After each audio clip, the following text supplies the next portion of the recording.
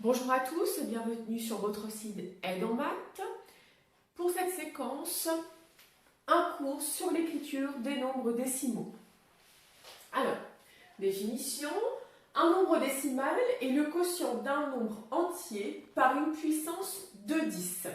Une puissance de 10 étant 10, 10 fois 10, 100, 10 fois 10 fois 10, 1000, 10 000, 100 000, etc.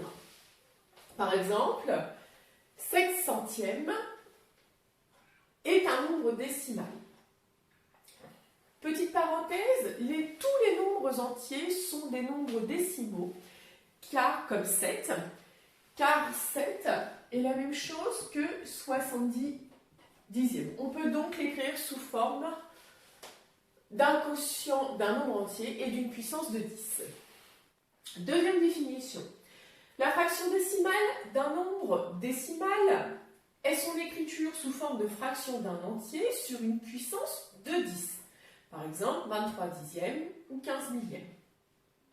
Enfin, l'écriture décimale d'un nombre décimal est son écriture sous forme de nombre à virgule, comme 0,07 qui est le résultat de 7 centièmes, comme 7 qui est le résultat de 70 dixièmes, comme 2,3 qui est le résultat de 23 dixièmes, et comme 15 millièmes, 0,015 qui est le résultat de 15 millièmes. Je voudrais juste faire quelques remarques. Un nombre décimal s'écrit toujours avec un nombre fini de chiffres après la virgule. Ça veut dire que ça s'arrête. Il y a des quotients, par exemple, comme 10 tiers, qui s'écrivent avec un nombre infini de chiffres après la virgule. Ce qu'on appelle des nombres rationnels. La partie à virgule, en fait, derrière la virgule, respectant une période. Vous verrez ça plus tard.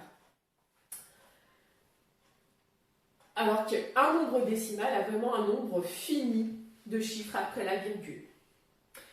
Deuxième remarque, certains zéros peuvent ne pas être utilisés dans une écriture décimale. Ça veut dire que devant, ici par exemple, si j'ai 0,2,3, ici mon 0 est inutile devant les unités. Ça peut être aussi devant les dizaines, etc. Donc je vais écrire 2,3.